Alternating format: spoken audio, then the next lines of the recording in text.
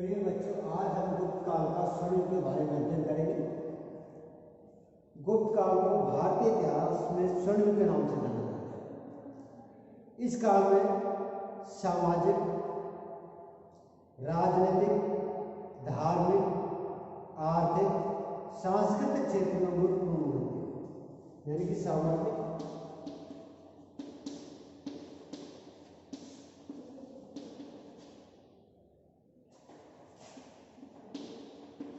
धार्मिक, आर्थिक, राजनीतिक, सांस्कृतिक,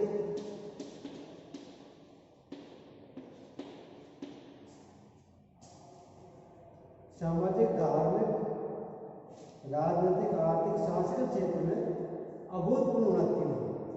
गुप्तकालीन शासकों ने अपनी योग्यता और क्षमता के बल पर देश में राजनीतिक एकता, आंतरिक सुरक्षा और शांति की भावना प्रदान की।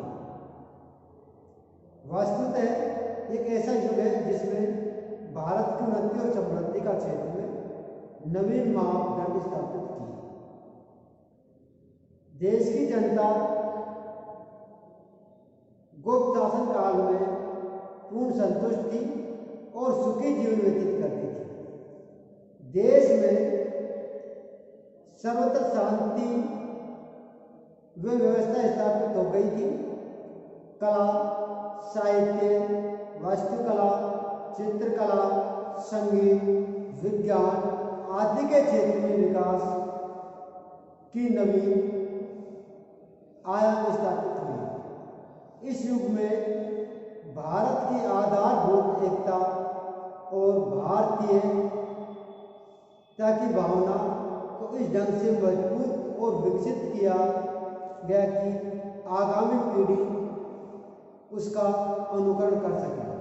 गुप्त काल की प्रशंसा के संबंध में विष्णु पुराण में ठीक ही लिखा है।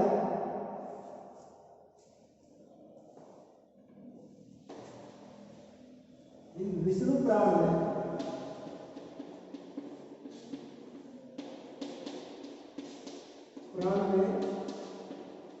लिखा है कि गयान्ति देवा किल गीतकानी, गयान्ति देवा किल गीतकानी, किल गीतकानी ध्यानतु ते भारत भूमि भागे, ध्यानतु ध्यान्यास्तु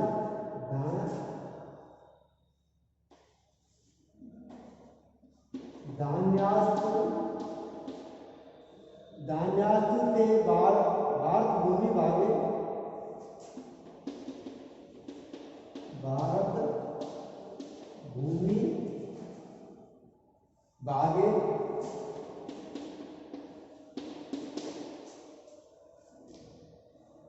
सर्वव्यापी वार्गस्य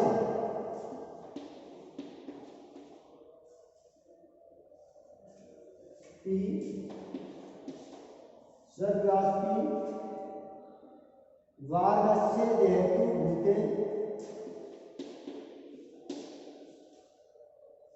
वार्गस्य देहेतु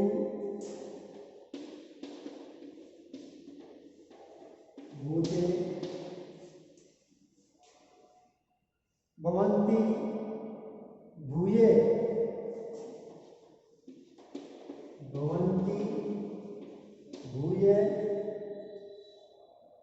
पुरुषा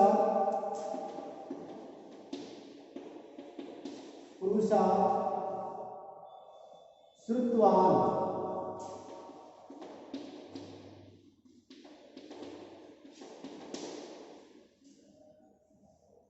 अर्थात देवताओं भी जिसकी स्तुति इस प्रकार करते कि वे लोग धन्य हैं जो भारत भूमि में निवास करते हैं। वे लोग धन्य हैं जो भारत भूमि में निवास करते हैं। यह भूमि स्वर्ग प्राप्त करने के मार्ग के समान है, इसलिए यहाँ के निवासी स्वयं देवताओं से भी महान है। भारतीय इतिहास के इस महान युग की असाधारण उपलब्धि के कारण ही विभिन्न विद्वानों ने इस युग की तुलना अन्य देशों के विभिन्न ऐतिहासिक युगों से की है। गुप्त काल की तुलना यूनान के इतिहास में पेरिक्लियन युग से तथा ब्रिटिश शासन काल के एलिजाबेथ युग से की जाती है। यानी कि यूनान के इतिहास में पेरिक्लियन युग से, यूनान के इतिहास में पेरिक्लियन युग से, यूनान के इतिहास में पेरिक्लियन युग से, पेरिक्लियन युग से, और ब्रिटिश काल में एलिजाबेथ युग से। ब्रिटिश काल में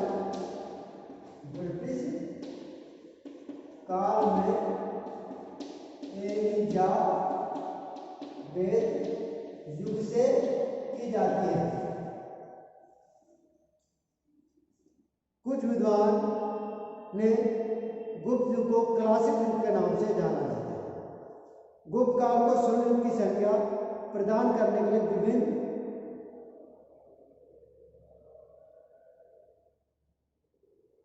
निम्नलिखित तत्वों पर आधार नियोजित ठहराया जा सकता है।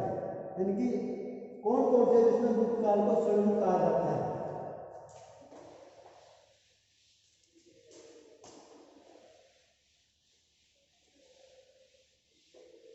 गुप्त काल को स्वर्ण युग नंबर 1 किन के आधार पर गुप्त काल को स्वर्ण युग कहा जा सकता है।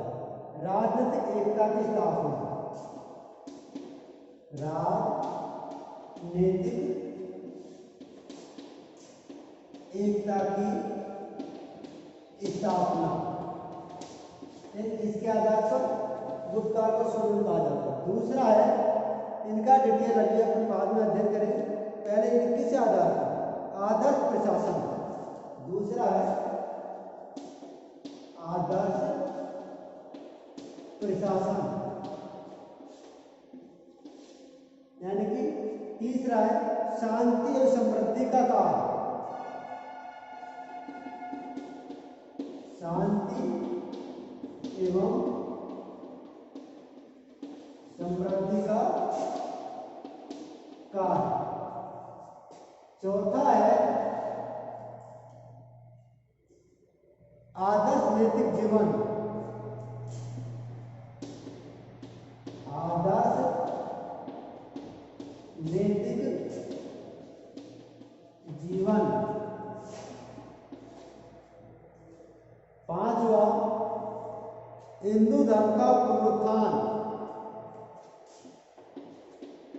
हिंदू धर्म का पुनरुत्थान।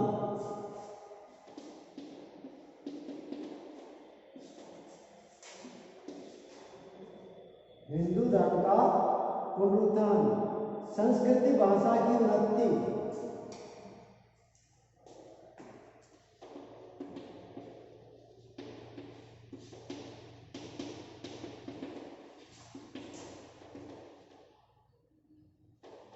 संस्कृति भाषा की उन्नति।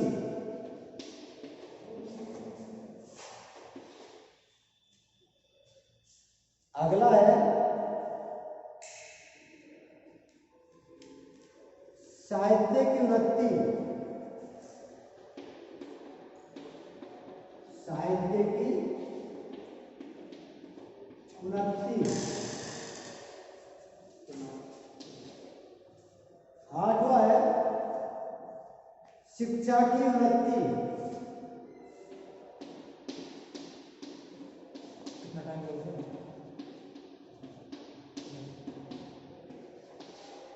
कितना टाइम लगेगा?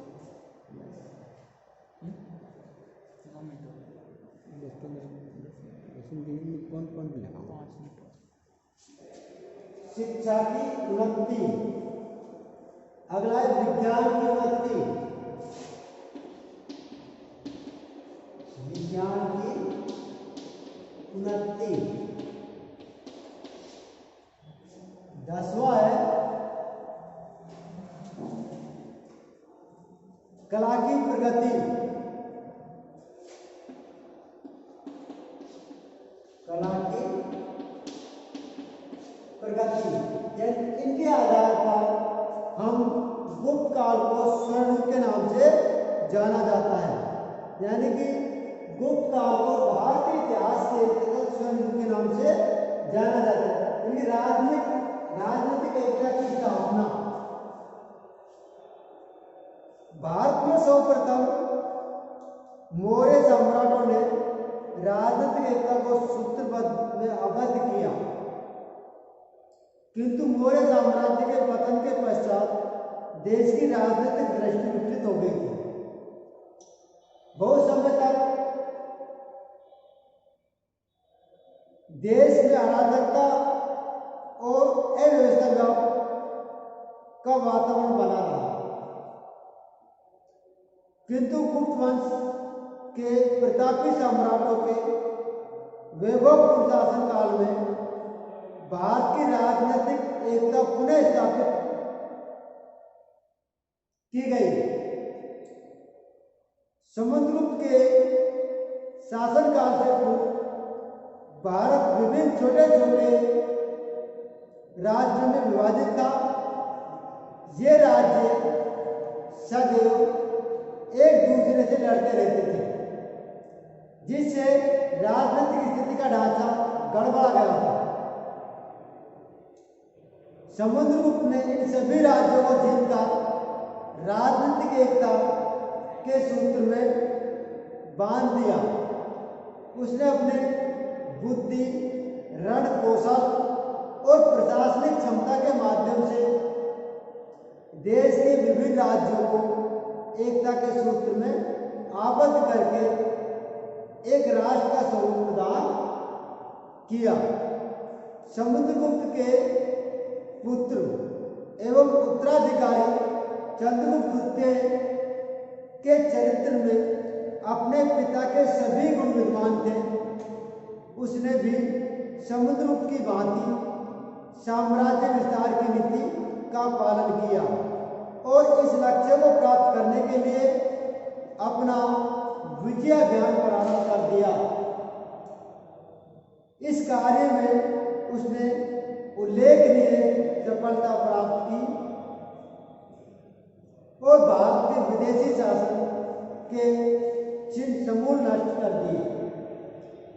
इस प्रकार गुप्त का शासनकाल भारत ने पुनः अखंड और सशक्त राष्ट्र के रूप में उभरा। गुप्त शासकों ने भारत के बाह्य आक्रमणों का सामना करने के लिए योग्य बना दिया और भारतीय संस्कृति को पूर्णतः सुरक्षित कर दिया। वेद व्यास के शब्दों में विदेशी आक्रमणकारियों के पराजय के फलस्वरूप राष्ट्रीयता और राजनीतिक एकता का महान उद्देश्य पूर्ण हो गया था और गुप्त काल का सबसे बड़ा महान विशेषता रही। यानी कि उन्होंने गुप्त काल को समुद्रगुप्त ने राजनीतिक एकता के अंतर्गत सुदृढ़ करके और राजनीतिक एकता स्थापित कर दी गई थी। इसके बाद में दूसरा है अपना आदर्श प्रशासन। इसके बारे में अपन अध्ययन कल करेंगे। आदर्श प्रशासन जो है वो क्या क्या था,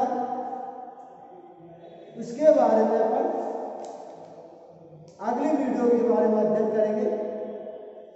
आज अपन यहाँ तक है कि राजनीतिक एकता की स्थापना यानी आदर्श प्रशासन के अंतर्गत क्या क्या बताया गया है। गुप्तों ने भारत में तो सुदृढ़ शासन स्थापित किया था और वहाँ पर अपना तो सुदृढ़ शासन स्थापित करने के बाद में जो शासन चलाया था उसके बारे में अध्ययन करेंगे। फाइलियान ने भी अपने यात्रा विवरण में इसका उल्लेख किया गया है। चल मैं आगे थोड़ा सा तो और करवा देता हूँ। गुप्त शासक ने अपनी प्रजा में शुभ चिंतक थे। उनका साम्राज्य अत्यंत विशाल था, समृद्ध था। समुद्रगुप्त और चंद्रगुप्त जैसे वीर प्रतापी सम्राटों ने अपने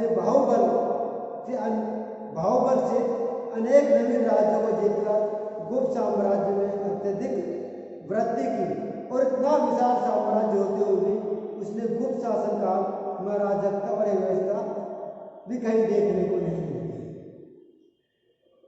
गुप्त शासक महान विजेता नहीं बल्कि कुशल आदर्श प्रशासक भी था। उन्होंने अपनी प्रशासनिक व्यवस्था और वैज्ञानिक सिद्धांतों पर आधारित किया विकेंद्रीकरण की नीति के आधार पर साम्राज्य में विभिन्न प्रांतों में विभाजित किया, किंतु प्रशासन का संपूर्ण शक्ति सम्राट के हाथों में केंद्रित थी। प्रांतीय प्रशासकों गवर्नरों की गतिविधियों पर नजर रखने के लिए सम्राट स्वयं उपस्थित होता था। समस्त सूचना एकत्रित करने के लिए सम्राट विभिन्न प्रकार के गुप्तचर नियुक्त कर रखे थे। स्थानीय प्रशासन की इकाइयों भी उन्होंने विकसित करने में पूरा अवसर प्राप्त किया था। यानी कि जो गुप्त प्रशासन था उसमें केंद्रीय प्रशासन में था, प्रांतीय प्रशासन में था और स्थानीय प्रशासन भी, ग्राम प्रशासन भी हमें देखने को मिलता है। इस प्रकार गुप्त शासकों एक आदर्श व्यवस्था का सूत्रपात किया, जिसके फलस्वरूप साम्राज्य सर्वदा सुख, शांति और सुरक्षा की भावना विद्यमान थी। फाइजान ने लिखा कि भारतीयों की अपनी गृह संपत्ति को पंजीकृत कराने और किसी न्यायालय के समक्ष प्रस्तुत करने की आवश्यकता नहीं थी। वे सुखी और समृद्ध थे, व्यक्तिगत रूप से पूर्ण स्वतंत्र थे। यदि वे जाना चाहते थे तो जाते थे और ठहरना चाहते थे ठहर सकते थे। इसके अतिरिक्त गुप्त काल में लोगों को करों पर अत्यधिक भार नहीं था। उन्होंने बिक्री कर और क्रय कर नहीं देने पड़ते थे। दंड व्यवस्था बहुत उदार थी, किसी को भी मृत्यु दंड नहीं दिया जाता था। इस प्रकार का आदर्श शासन फलस्वरूप लोगों को अपने भाईचारा, भाई प्रेम की भावना से विकसित हुआ था। हम देखते हैं कि वहाँ पर आदर्श प्रशासन में देखने को मिलता है।